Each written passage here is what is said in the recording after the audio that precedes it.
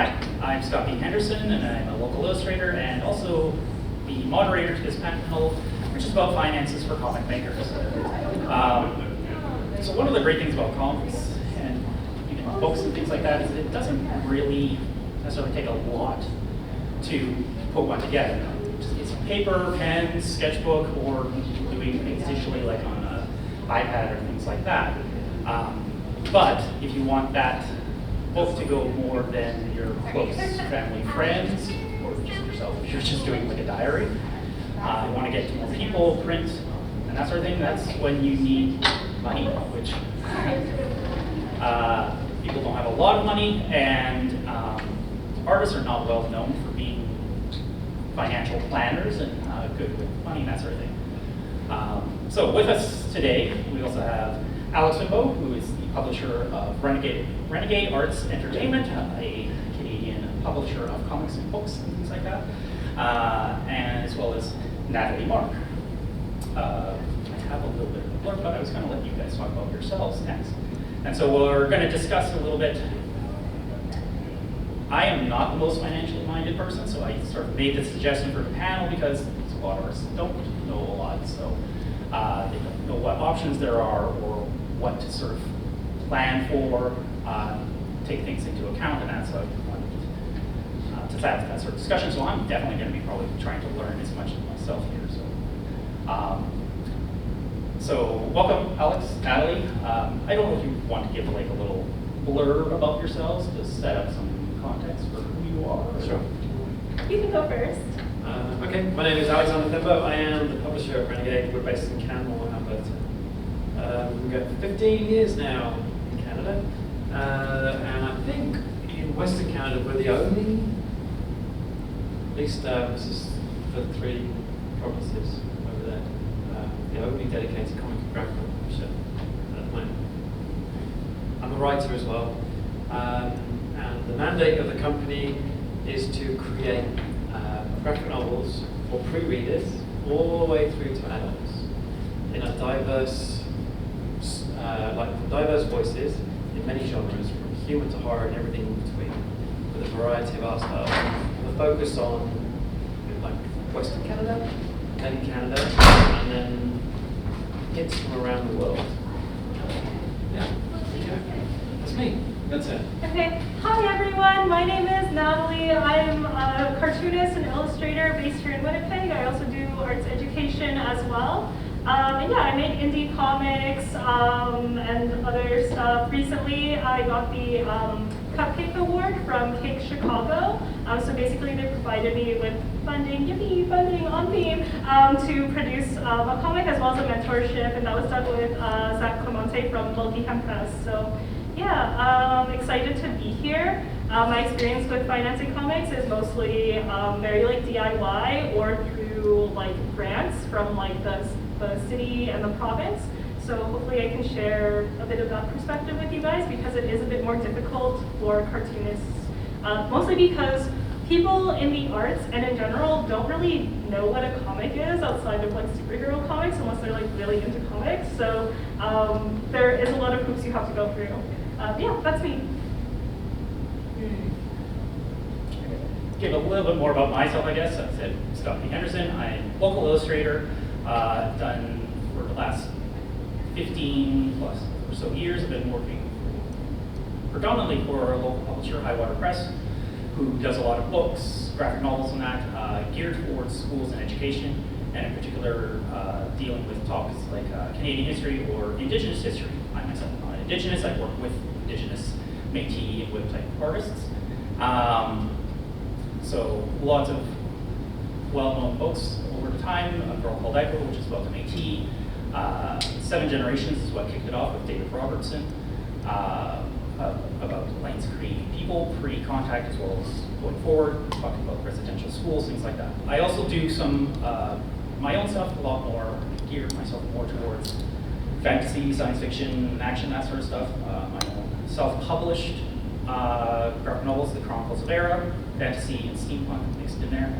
Although I am starting to try to make applications for grants to work on another graphic novel, which is very heavily LGBTQ, queer-themed stories and characters and things like that, but in a, once again, very fantasy kind of way. So, so that's me in a nutshell.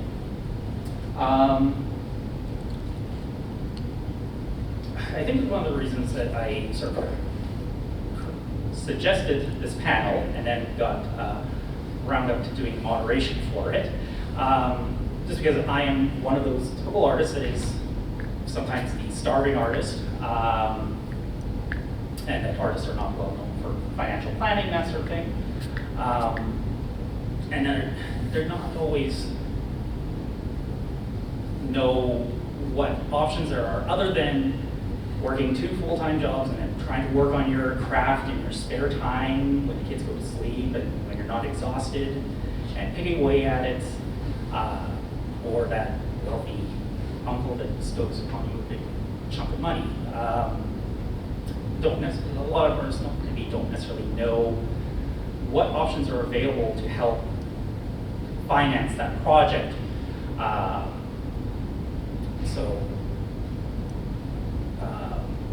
guess that's sort of my question is, what sort of options are there? Natalie, you mentioned sort of grants, I sort of mentioned grants, but whether as financial recommendations from a publisher perspective or as individuals, ideally. Yeah, I've always have ideas. You have to keep the ideas coming, otherwise like, you kind of run out of options and go bust really fast as a publishing company. I think it's important to remind everybody that if you can draw a little bit and you have some ideas, then you can make comics, and all it costs you is your time. Yeah. Usually a lot of time, but well, yeah. Well, if you've seen my stickman drawing, then you wouldn't think it takes me very long to draw comics. There are stickman comics. Yeah, and they can be great. So no one's going to stop anyone from doing comics, right? You should always do what you want to do. The tricky thing is then figuring out how to monetize that, like how to turn it either into a career or a second career, or at least covering the costs of getting your comics out to readers. And whether you choose to do it self-published or through a publishing company,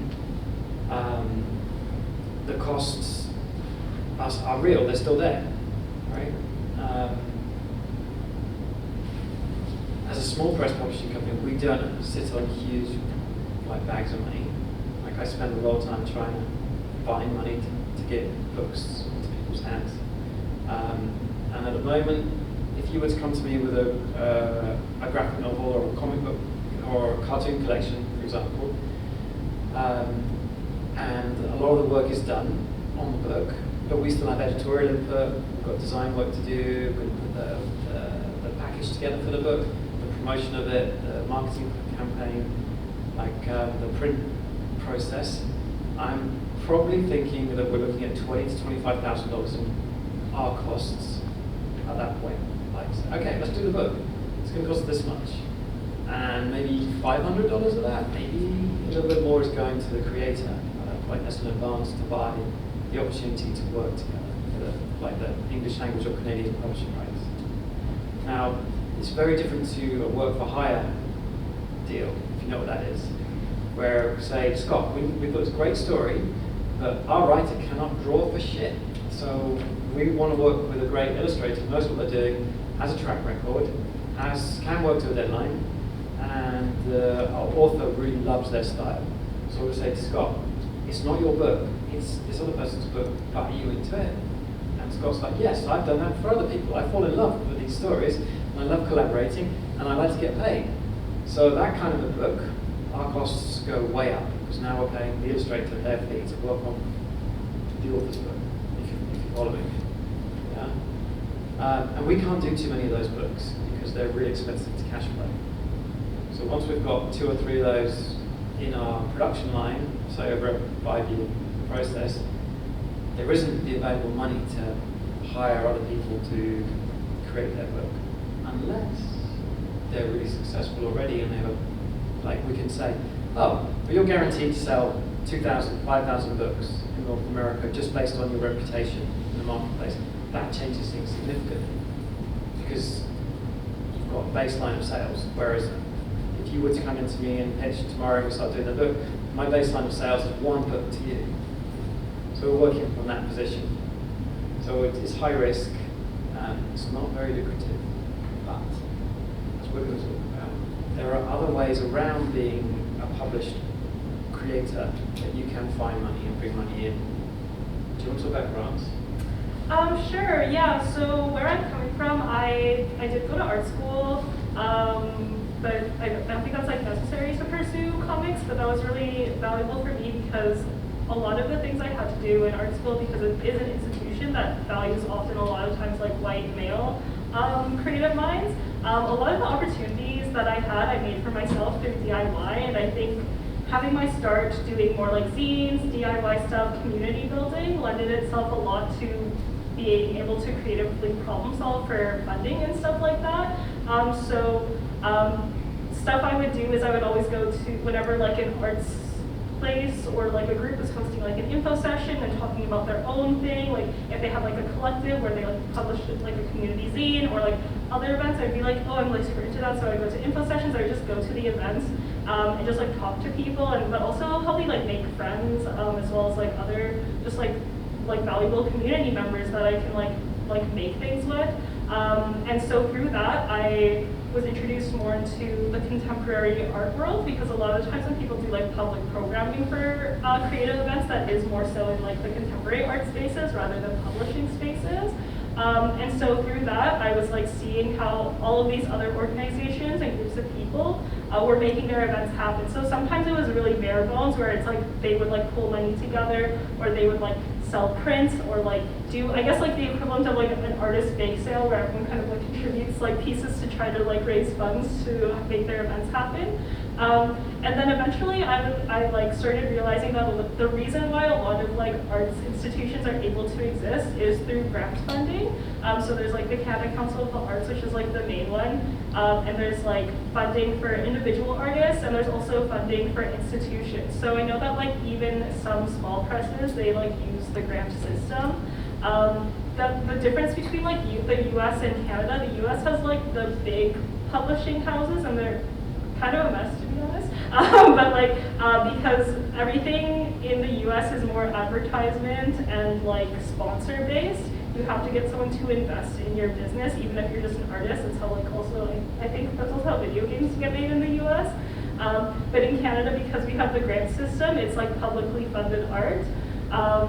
So both institutions and individuals are able to receive funding. Sometimes it's really small, sometimes it's really large. It just like kind of depends on what you're going for. So I started, like I wanted to like work my way up to get like smaller and smaller experience before I went for bigger things. So what I started out doing is I started applying with the Winnipeg Arts Council and the Manitoba Arts Council to get travel grants, because I already knew that I had like work ready and available, like especially pre-pandemic. I was like making zines, comics, stickers, other stuff, and I was like realistic also about like the state of my work. It's like, would people buy this? Like, yes, they would.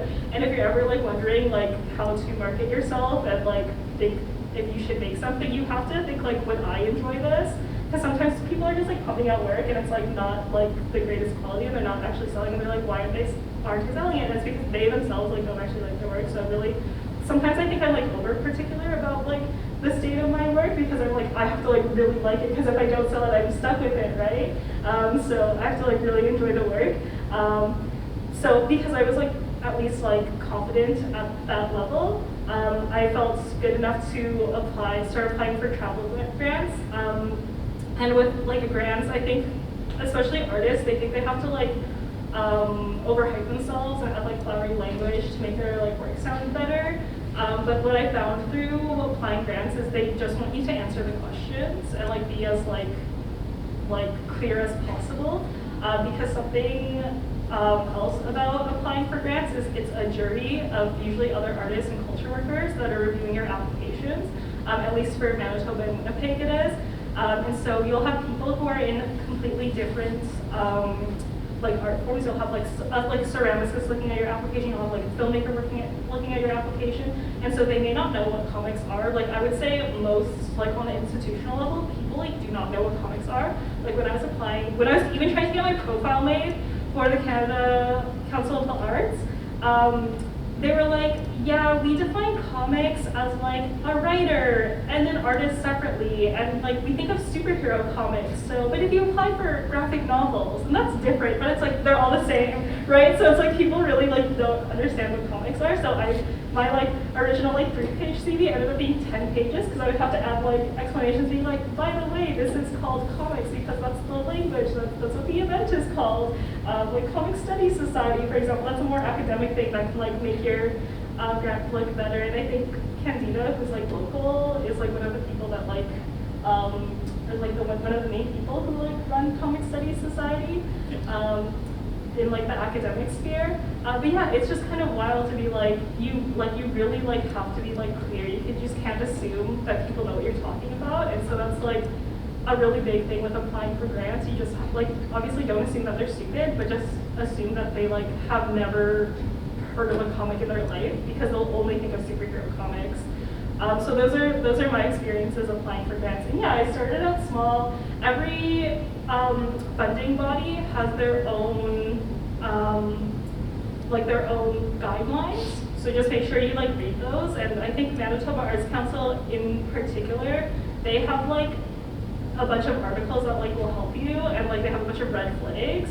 And also another thing about grants is that like the budget has to be like pretty clear. Like they have like it's an itemized budget, so you just can't you can't ask for like $10,000 and be like, oh, I'm just going to use it to make the comic. You have to like talk about like how it's going to contribute. Like it has to be like itemized. This is going to supplies. This is going to like living expenses and stuff like that. Because I feel like you all really want to fund your work, but you have to like meet certain guidelines for like the reports and stuff. But yeah, so far I have mostly done travel grants, and then this is my first year getting a creation grant. So basically this year and most of next year, I'm like working on like what I think is like my longest comic, which is not actually that long. It's only about 100 pages, but again, like I've been like, well, you know, like graphic novels that get like traditionally published are like 300 pages, right? Yeah. So it's kind of like building up from like zines, and like it's like each project I get better and better. Like with the cake comic I did recently, that was like just around 50 pages, so it's like building up each time, right? Yeah. So yeah, and also with each new comic you make, you'll get and also like I find when you like sell, like when you start out, like people really want to support you when you start out, and like people really like watching artists grow. So that's like another thing if you feel like imposter syndrome about like, oh, do I actually deserve this funding? And it's like, yes, because how else are you going to practice while eating, right? So Imposter syndrome is a big thing among creatives. I'm still suffering from it.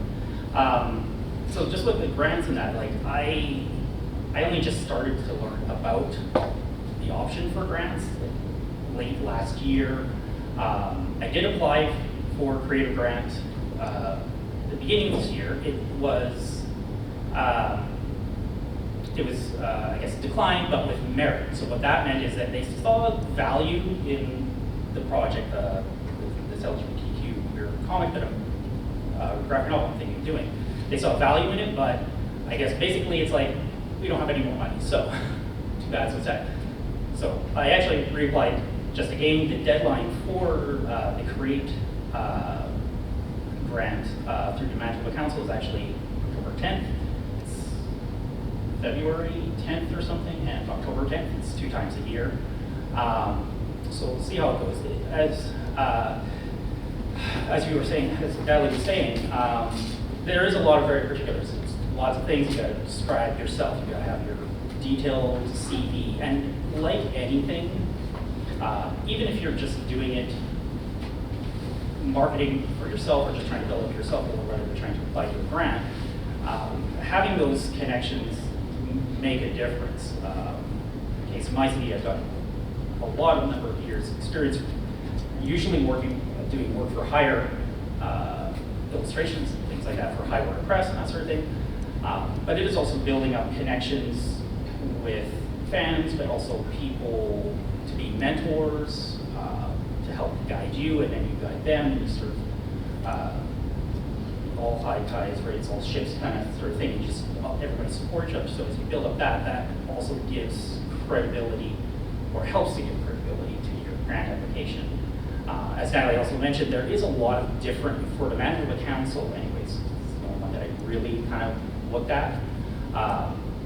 There's ones for the parade, which is a much bigger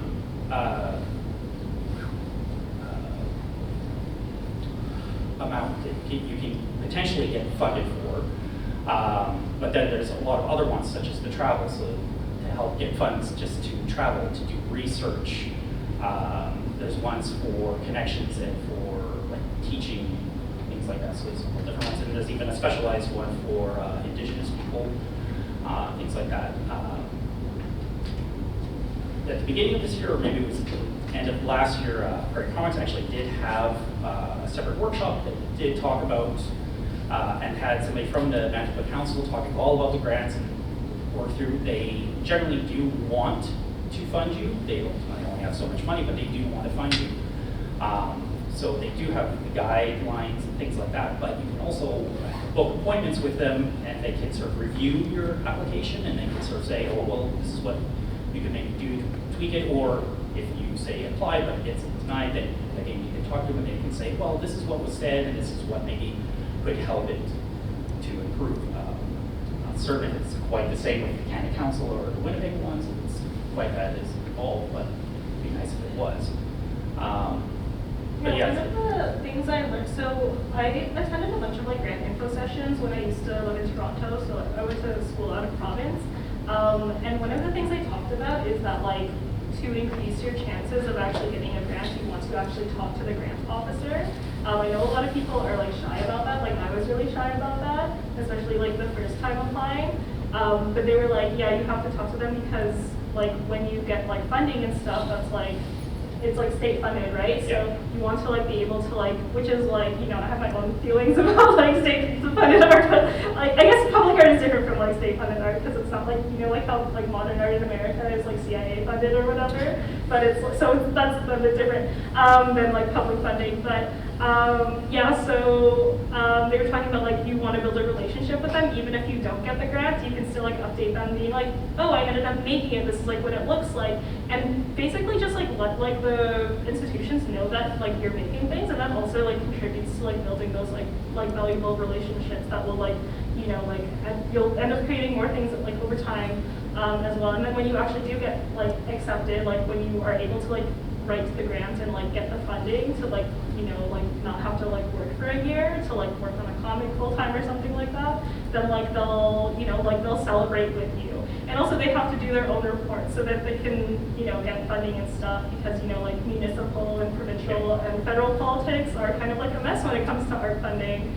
So it's really important to like even though I was only getting like small travel grants, I was like, when I was writing my final report, I was like hyping up the place I traveled to and like the things I was like hyping it up a lot because I was like I don't know like if this will like mean anything, but you can, you know, like take the quotes and like be like, this is evidence that like arts funding is necessary on the municipal level and the provincial level and stuff like that, and like build those relationships and like keep arts like publicly funded just so like it doesn't get cut, because that would be like awful if it wasn't like available anymore, you know.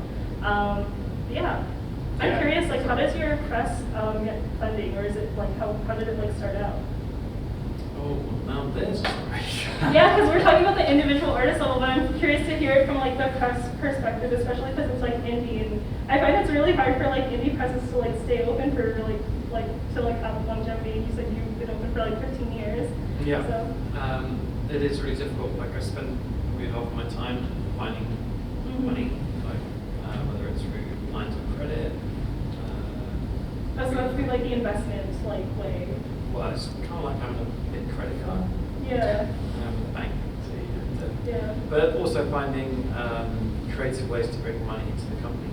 Like we started originally in England. I was working on a movie, and the creative team were from a mix of different disciplines, including comics. Like Alan Grant was right back then during the golden age. I'd grown up in the 70s reading his stories. He was a scriptwriter on the movie. And after work, we'd all get together in a coffee shop or a pub and talk and tell stories of what worked and what we loved about our creative work. I was still working in film and TV mainly, but we also were talking about the things where we've been screwed over, disappointed by a company changing. Hey, now we love your work. and it's going great. But what we really need you to do, like the last 10 pages, you need to introduce a merchandise-worthy character. Maybe a teddy bear, you know, whatever we can say. Like being screwed over by those kind of things, right? Like, so that we can make a plushie to sell. yeah. Working on something for 3 years, and it's like it's a dark personal project, and suddenly you talk to pivot to make it more child-friendly. Yeah. And then things died. So we wanted to set up Renegade as a safe haven for our personal projects, whilst we still worked on bigger things with other companies. And what I learned within the first 6 months was I was the only person in this room of really creative people that was still there when we got to talk about business and keeping the logistics going and all that. Everybody else was like, oh, yeah, I need to go and film something or write something or draw something. Why not? Like, somebody has to do this. So I ended up just doing it. And then here we are, 17 years later in Canada. Why did you end up coming to Canada? To get away from the rain and the grey of England, quite honestly. Yeah, so true. Those things, right? Yeah, that's so interesting that you mentioned like a lot of them aren't really into logistics, because a lot of people who go to art school that don't end up making art end up going into accounting, which I think is like kind of interesting. And that's like an actual thing. Like, I didn't and know that's, that. yeah, and then a lot of people like when they're accountants and they like retire, they end up pursuing art again. Right. So that's like really interesting. And then like for me and my friends in our like kind of little creative community, a lot of us are in different cities now, so we mostly talk on Discord, but a lot of us like for fun will like make new like bookkeeping like Excel sheets to like help us like be better at like bookkeeping. And so like we're really into, but it's because we like make our Excel sheets like really cute, so it's like we're really into like learning how to like code so that we can like make our bookkeeping really cute to like motivate ourselves to like stay on top of like the bookkeeping. So it's really interesting that you're like, oh, no one's really into it, but like I feel like scared when I like don't know what the money situation is. But I also like I grew up like as a restaurant kid, so I guess like I had been raised to be a little bit like finance minded, because also being like low income and then like being like in a restaurant setting from like a very young age, so already like handling money, so like I've always been like finance minded. And then I talked to a friend recently who like, she used to be an accountant, and she was like, you're actually like, you like have this kind of stuff down. And I was like, oh my god, like that's so good, because it's like you never know, like especially as an artist doing freelance contracts, like keeping track of stuff, so it's kind of like nice to have that validation. But yeah, that was interesting that you're like, everyone's like, oh no, I want to like draw or whatever, and it's like, but like, aren't you scared like when you don't know the financial situation? Like I'm like, if I don't know the logistics, like I'll like calculate like how much it is like per book to like print and stuff, and I'll calculate the funds I have for living and the funds I have to spend on like making new work, and it'll be like, I'm scared like not knowing that, because it's like, what if you want a treat? Right. Well, have you done a traditional publishing deal? Like what? I haven't yet, but I have had a couple of like literary agents like interested for like the past couple months, so I've been like working on like pitches and stuff for them. But yeah, like because they only give you a certain amount, and you have to like make that last for like what, like 2 years. Yeah, depending on how fast you. Depending on how fast you work, you have to make like whatever, however, like if you have an agent, they'll like negotiate more money, and you basically like, that's like the money you have to like work on the comic. So obviously a lot of cartoonists will take like other jobs, like illustration jobs, or they'll do like zine fairs and comics fests like this to like make extra income, but it's like, you basically have to budget out that like amount for like the amount you work on.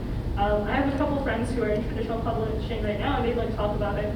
And I'm like, yeah, that's like a lot. That's why we're all like motivating each other to like be more like financially like minded and stuff. It doesn't have to be like an enemy. It can like help us know that when we can have treats, like buying more comics. Well, when you mentioned like with your spreadsheets and things like that, you make it like fun and cartoony, and I think that's very much a way people that are neurodivergent, like ADHD, and you've got you doing those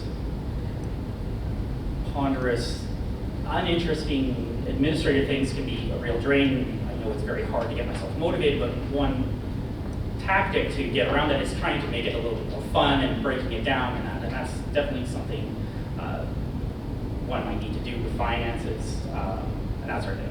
I mean, I've gotten somewhat better, but I mean, typically, like when I'm talking to my accountant or whatnot, you beginning of the tax year and that sort of thing, I have to really force myself to not turn his voice into that wah, wah, wah, wah, wah voice of the Charlie Brown teacher. Because I immediately shut down and that sort of thing. I just don't have the mind for it, but I have to. But I've been trying to be better about my finances, partially because I just wanted to I got out of a lot of debt, and I wanted to try to stay out of it, despite buying a house, but whatever. That's a really big feat, though. Like, Yeah. Was that recent? Yeah, just about a year ago, my partner and I got a house. Oh, that's so wild. Yeah. Because, like, I feel like the housing market, like, being talking about the housing market, because, like, my brother bought a house a couple of years ago, but I feel like it went, like, lower, but now it's, like, rising again. Yeah, we got it just that's, before like, it started. Congratulations. Yeah, so we did get the house.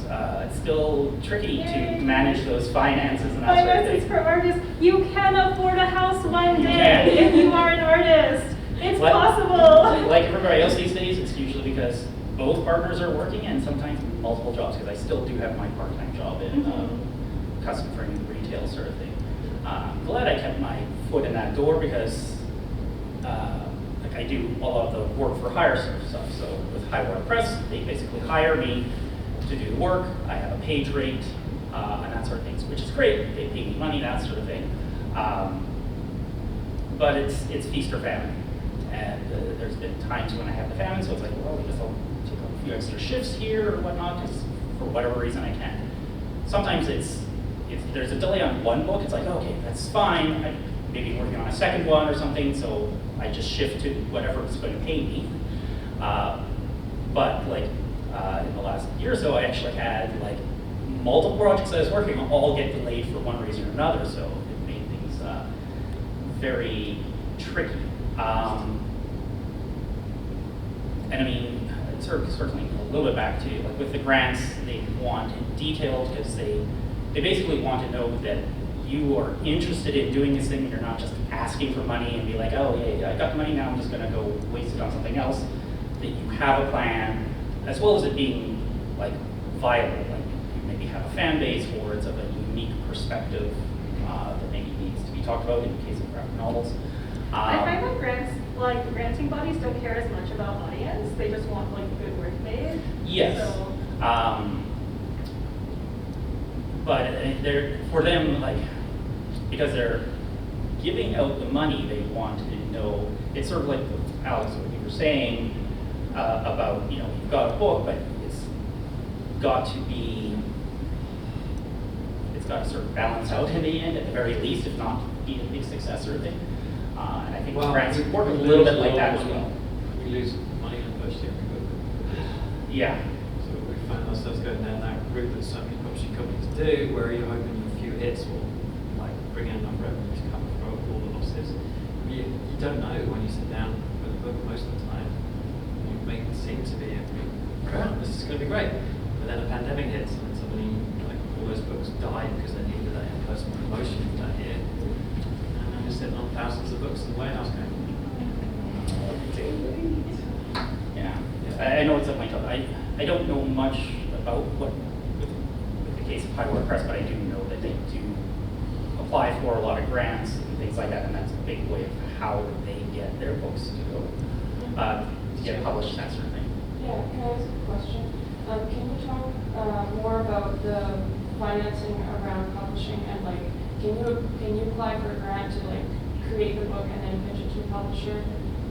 Or if you don't do that, can you go to a publisher with just the bare bones of something, or an idea, and then more funding when you get that way?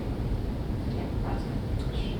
I know with applying for the grants that you could, because the way the grants are sort of work, at least the Manitoba grants, is that with the Create one, you can basically ask for money to help start to work on your book or project and that sort of thing. And I believe, my understanding is also that you can apply for it once, and then you can, if you get it, great, but then you can also apply for it again, because in the case of mine, it's like, if I'm doing my book, it's like maybe 160 or so pages long. That's going to be like months, probably more like years for me to complete, even if I was dedicated to it and not still working on multiple other projects, that sort of thing. So you can definitely sort of build up on it, but you don't necessarily have to have a publisher, at least not yet. I don't think it's meant to cover necessarily the cost of printing and that sort of thing, though. It's more about the creation of the work, so the time sort of paying you as if it's like your job, which it is, but paying you to be able to work on the thing, but publish it, like printing it in that might be something separate, and there might be separate grants for that, I'm not 100% certain, but. So with the Manitoba Arts Council specifically, they like want you to finish the work by the end of the grant. So that actually might have been one of the reasons why your application was like rejected if you said it was going to take multiple grants. And so each grant, like each funding body will have their own specific like policies and guidelines, and you just want to make sure you read it all and that your project matches. So like the Winnipeg Arts Council and the Manitoba Arts Council both have like different stuff, and they'll have different funds for emerging artists and professional artists. So I did early career emerging artists because I am an early career artist. And so I was able to get both Winnipeg and Manitoba Arts Council's grants to do my current comic.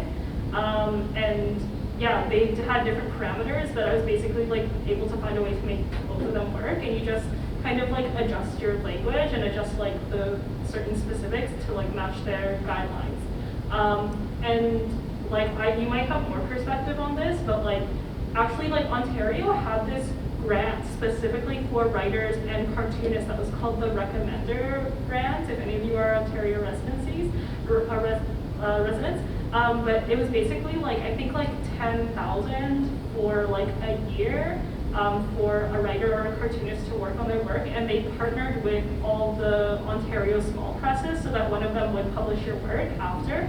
And I feel like Manitoba should have something like this. Every province should have something. Yeah, every province should have something like that. But that's what they did, and my friend actually got it one year.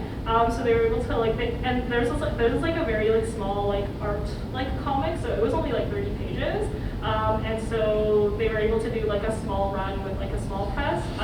But basically like grants will only fund like what they're made for. So if it's an operational grant for like a small press, because you mentioned high water gets, and I think I went to that panel when they were talking about like if they want to make a book, they'll apply for grants based on the artist's page rate. So they'll apply to make sure that they get enough funding to pay the artist as a part of their press. So like that'll be theirs, and they're obviously a publisher, but if you're just working as an artist, it's only to make the work. It's not to print it, and it's not for distribution. I don't think Manitoba Arts Council or Winnipeg Arts Council has printing things. I think they also have weird, like, I think it's because they specifically want to fund the creation of artwork. And so they also have this thing where it's like, if you're a musician, you can't burn CDs with your grant. It has to be for like making music, right? So that's kind of like a tough way to like balance like, oh well, you want to also have funds to like print and stuff too. But I also think like when you get a grant for something, that's like a great opportunity to also like, especially if you're starting out like me, like for like documenting the process and also like getting your local arts community involved, because like other local artists want to see what other local artists are making, right?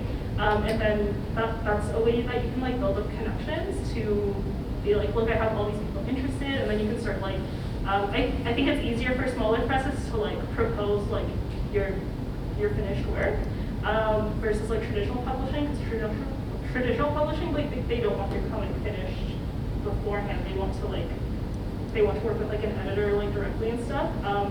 Some. Like when we talk about like, I guess like American like, traditional publishing, but yeah. So like the creation portion and the printing and distribution portion are like separate like things. And so grants really only fund like the creation of it. So quite often, you would go to all of the granting bodies and apply for all of them. Mm-hmm. And hopefully you'll work on some stuff in your spare time anyway to get on with it, because you can be waiting around for 18 months until no, you haven't got any comics done in that time. You're getting the work done, you talk to a publishing company and say us or Conundrum or whoever, they're like, yeah, we're interested. Or we're all interested, so we all write letters of interest, and then you put those in for your grant application. And then when you've got the grant and you're working on it, then you go back to the publishing companies and say, hey, I'm working on my book. If you're still interested, I'd love to work with an editor, for example. And then see which one of the publishing companies is interested in taking to that step, saying let's do a contract, we'll tie up some rights, maybe just imagining this is your first book. I have no idea, but just imagining it's your first book. A small advance, which doesn't really cover a lot of stuff, but it's money invested in you and the project to show that the publishing company is serious. And then a partnership with editorial and those companies. And then one thing we haven't talked about, and I know we're going to run out of time, so we should talk about at least for 5 minutes, is you're a cartoonist or comic book person, you're doing stuff, and you've got a book out with a publishing company, or you've done quite successful self-publishing. You can earn money by being that person, by doing workshops with arts groups, libraries, schools. Oh, that's the next panel I'm on, is Is doing it? workshops and education. So Alright. you can attend that at 2 p.m. So quite often, getting a publishing deal, getting your book out will open doors for you. Like Henderson Council, for some of the grants will have, you have to have 2 publication credits to qualify as an author for the literary grants and stuff, which cartoonists can apply for. But you need to get those publishing credits, whether it's in an anthology or as a standalone book. Those credits can help. So you may only earn $500 and some copies of your book at a discounted price to buy to sell, but it opens up lots of other doors to money, which is always good to keep in mind. Sort of about that. Once again, getting back to having those connections, but having some work to help to show that you finish stuff, that you have done stuff, that you've also grown. I mean, I kind of got onto with High Water Press because I just happened to hear about their own call for an illustrator, and I was using my self-published book that I was very slowly working on, the Chronicles Vera, fantasy stuff, so I used some of that, so it showed, that I could draw people and animals and forests and things like, and sceneries and cities and all that sort of stuff, so they could see that I could do something. But I've been working on comics since I was like 2 years old, but they recognize the skills, they like the style as well, which might be a little more hit or miss whether people like it or not.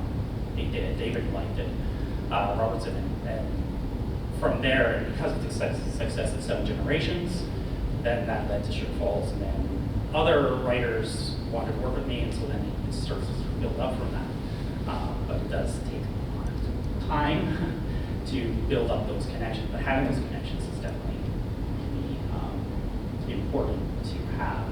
As I said, you can also open up other opportunities. I know Dave Robertson's constantly traveling all over the place, doing workshops and lectures and opening books, as well as working on his however many novels and graphic novels that he works on.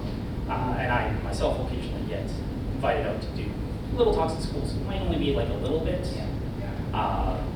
Maybe there's a little bit of, they cover travel costs if it's somewhere like BC or something, and per diem and that sort of thing, so it covers a little bit, but then somebody there will be like, oh hey, now I want to invite you and talk more about that sort of thing. So those are definitely extra ways to help give a little bit of funding so that it's not just your day-to-day grinding job sort of thing to fund it, but that might still ultimately also be it.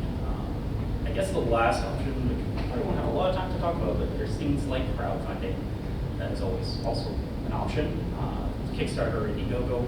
My Chronicles Verica, I actually did do funding through Indiegogo. The advantage to Indiegogo was that there was an option that if you don't reach your goal, you can still get money, but there was just a higher percentage of fees if you didn't. The first one that I ran for the first volume from Chronicles Vera, it was funded, so it's great and all, but the second one fell a little bit short. Ultimately, it still just covered like printing costs and things like that. But there are some people that some of them almost exclusively use things like Kickstarter campaigns to help fund their books and projects. But there's always, like anything, there's a lot of pitfalls, and again, a lot of those really come down to having those connections. Because those connections are the ones that actually are funding you. I don't know if you have any perspectives or pros and cons of crowdfunding opportunities to yourselves at all. Yeah. We use Kickstarter for some projects, usually in collaboration with the creators themselves, but we mainly do it as a way to get more awareness in the book or a series, rather than to raise money. So the goals we set are always low. We've already made sure we can fund everything. We always do the crowd campaign very close to when the book is going to be ready to be sent out, or the piece of artwork. We're going to be launching 2 in the next few weeks for books that are on the table upstairs. One is for a very limited edition hardcover, which is so expensive to print. And the other one is for art pieces and things that you wouldn't be able to get outside of seeing the illustrator at a convention and sit down with them in person. So we're filling in for that, the dearth of awareness now for so many cartoonists, like with the death of so many review sites and magazines and books, and places where you could discover great comic books. Just trying to figure out how to get people to pay attention to what we're doing. Go, hey, that's so cool now, because the algorithm just keeps wanting to punch you in the face with a wet fish. Like, One more job that you have to have as an artist, marketing, and it's always knowing how to draw people, or to write, or tell a story visually, and everything. You gotta be real hardcore Jack or Jill of all trades. Yeah, I guess in conclusion, like the best probable advice is you just have to be very like strategic and very intentional, and you just have to do a lot of research to see what's out there. Because something I was also told about grants is that a lot of people just like sometimes don't apply to grants, so the money is just like sitting there, or like maybe they didn't like do it properly, so they aren't qualified. So just make sure you follow the instructions, and like don't let like not being at a certain level, or like not like having those connections like stop you, because there are like a lot of creative ways to still get your work out there and to like make money and find funding. You just need to be creative and like work with your own skills. Yeah, talk to people. Yeah. Should we do like maybe like any final questions? Or Sure, I think we may as well. Yeah. I have one Maybe next. question. Have you ever felt that paid ads are worth it? We do paid ads, lots. So actually, not to be like an insane person, but I do a lot of like research like on the internet, like probably have heard glimpses of that as I've spoken. But on Facebook, like their ads like don't really work. Like they kind of like scam people. Like they kind of like lie about the views. So sometimes paid ads work. But you have to be like very careful, and also like again be strategic and be intentional about it, and like know who your audience is, know what kind of people are going to be interested in your work. Because like if you do like like fantasy stuff or whatever, and you're advertising to like an older crowd who is mostly into autobiography, like that's like not very strategic, right? Yeah, if you want to do social media, you really have to be targeted and, You have to be and to be specific what the goal is yeah. for that ad. So we do boosted posts for very specific reasons, very like targeted. So I'm pretty sure none of you would have seen the one that we were running for those 3 weeks, because it was targeted to a very specific demographic. Same with Instagram, but we do ads in the Literary Review of Canada, the Walrus. We used to take out inside covers and back covers in con handbooks, like if you were going to Fan Expo Canada or something like that, you can see one of our ads. We stopped doing that because it cost a friggin' fortune, like several $1,000s. And fan conventions? And Maybe scamming people, maybe scamming people. funny things, like in TCAF, you can have an ad in the thing there, and as much as I love TCAF, people never looked at the ads. So, but having ads in the Literary Review of Canada, we do one every month for whichever book, along with other small press publishers. That does seem to work for awareness, at least. Sort of targeting, working the system and targeting somebody very specifically, and then actually reaching them. As you said, the problem with like the con festival guides and things like that, it's like commercials. When a commercial comes on, you just sort of tune it out, sort of thing. There's so much going on, so much input. It's way too hit or miss, I guess. But I know, like with social media, you also have to be sort of know how the algorithms work. It changes every week, so it's really Yeah, like you have to like it and save it and share it for it to actually go anywhere. Because if you only do one or two of the things, then Yeah, it doesn't marketing really research do is also part of creative strategy. yeah. Yeah. Or knowing Just somebody advertising. that does it better, and Yeah, you just yeah. become really buddy-buddy with them. Or you could pay somebody, but probably cheaper to just be buddy-buddy with somebody that's If you want to really throw good at doing it. some money into social media campaign to get more people to come to your page, for example. You can choose to put $50 to $100 and something like that. And we're very clear. I want you to look at my stuff. If you like it, sign up. Like, click my like button, whatever. I think a lot of it is also just like being realistic too, because there sometimes are people who have not even like built up any sort of audience who think doing ads will like, you know, get more people, but that almost makes you look like a bot or a scammer. But if you've already started to like have like an audience and you're like, okay, now I want to reach more people, then you kind of already have an idea of who your demographic is because of like, you know, social media steals your data, so people are aware of the demographic of people who are like looking at their work. So it's also like knowing when to invest in that as well. So just like being very like strategic about these things. The algorithm sucks. Yeah. Like on Instagram, like we only have, I think, 1,100 followers for Renegade. Like most publishers, people don't remember who the publishing company is of the book or the person that they like. They just remember the person, right? So we're kind of like invisible thing behind. But when we boost a post or a story, instead of having 150 views, if it's not boosted by the creator, it'll be like 5,000 to 10,000 over a 2-day period. It's going out to a wider group of people to see if any of them engage. So we do see that there is a use to it. It sucks because it used to be free, right? You used to just do your stuff, and then the people that liked it saw it. Zuckerberg's. Damn you, Zuckerberg. Oh no, I've screwed the algorithm over for this recording. No one's going to see it now. Does anyone else have questions? I'm curious, continuing on with marketing, for context, I've been working with an independent author. We made a book, we're publishing it on Amazon KDP. Now, neither of us have much of a following. How do we get people to see our book and want it when... Is it a comic book? No, it's not. It's actually a children's book, but it's heavily illustrated, so... Why Kate? Why are you going that route? It's our first book. It was the author's decision wanting to publish on KDP. Like Monopoly? Yeah. I would say like that's like when I see like it's only on Amazon, like that's usually like a red flag for me. Like even just like having it like downloadable in like your own webpage, even if it's like, I mean, I guess a lot of people use Amazon because of like, I think it's like Kindle is their thing, right? It's not great for illustrated books. Convenient, I guess. Okay. Yeah. You should be pitching that book to publishers. There's a great children's book coverage publishers in Canada. Right. And we publish them occasionally if they come fit with us. But Children's Orca and books, so others. publishers generally look for children's books that are not already illustrated.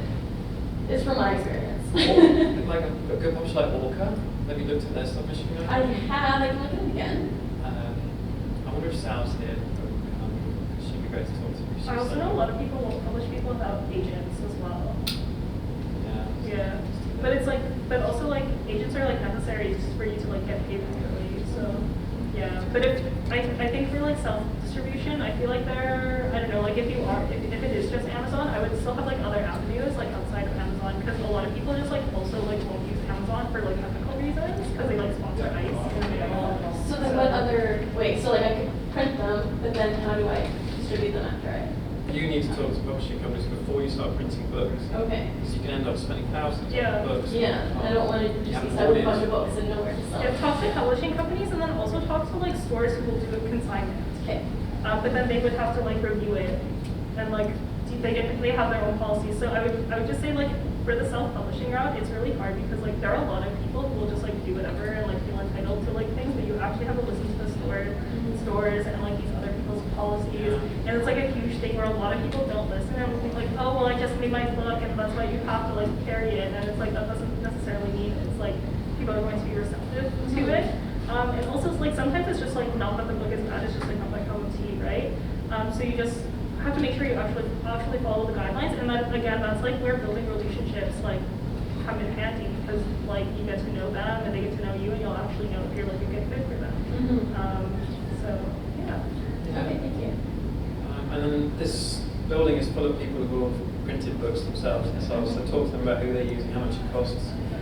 So were we talking about Excel? Some people have talked to me today about their printing. But somebody who switched to a local printer, Print Pro, which they said saved a lot more money than quantity. I don't know much about the local scene and the paper printing, but I do know a lot about printing.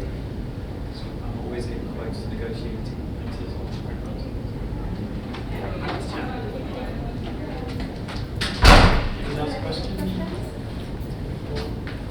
Well, that's, I think, almost the exact hour, so. Yeah. Even with my late arrival. So hopefully that helped. Clear as mud, everybody. Yeah, was it helpful? Okay. In the end, there is some opportunities. There's still a lot of work that you just have to do, and you just got to pay for it out of your pocket. But there is some options to help fund, whether it's through grants or taking on other opportunities, teaching opportunities. Of course, there is also doing things work for hire. You can do it yourself, or you can get a publisher, but might still need to have that workload to help support it, to show that, yes, I can finish projects, yes, I can do this. I just need a little bit of help to actually get it out there, or to fund it, so forth and so on. Yes, there is options, crowdfunding through grants, and then just blood, sweat, and tears. A lot more blood and sweat. Can I just Enjoy. But enjoy it. If you're starting out and you want to make stuff, make short things, like 3-page, 5-page comics, get feedback, get them out there, like learn, do another one. Keep doing it. Don't start trying to make that epic that you care so much passionate about that you spend 20 years getting towards it, and then learning what you should learn right from the beginning. Start small, get feedback. That's what I'm doing. That's how I'm getting funding, is because I have evidence that I can finish things. Yay. I have And lots of also, unfinished projects that led up to the finished part. Right. if you do smaller things, that'll actually just help you learn how to make comics better. And also having finished work is like, if you have like 2 to 4 page comics, those are the things that you can post on social media for free to build an audience. Of course, they should be things that you are passionate about, not just things that you're like putting out just for the sake of putting it out. But yeah, like that's basically how people build audience and participate in communities, especially like online. So you're also building audience like outside of your local scene. And yeah, it's just like a great way to like get things done. So. And then it'll feel really good to have things done and to like have feedback like directly and like commentary and stuff. Yeah. And I mean, you could do stuff that's very specific. It's like always kids books, or it's always fancy or whatever. But having variety will also help, because it can show you. You'll learn how to do different styles, different themes, that sort of thing. But those different themes might hit better for different audiences. And ultimately, another big thing is connecting and communicating with your fellows in the community, other creators, but also publishers, the people at grant applications, people that handle the money, and just learning everything that you can, even if you don't, not necessarily doing everything yourself, but trying to learn. Cool. I think we're done. I think so. I think it's that time. So. Yeah. Thanks, Randy. Thank you all. Thank you, everybody, for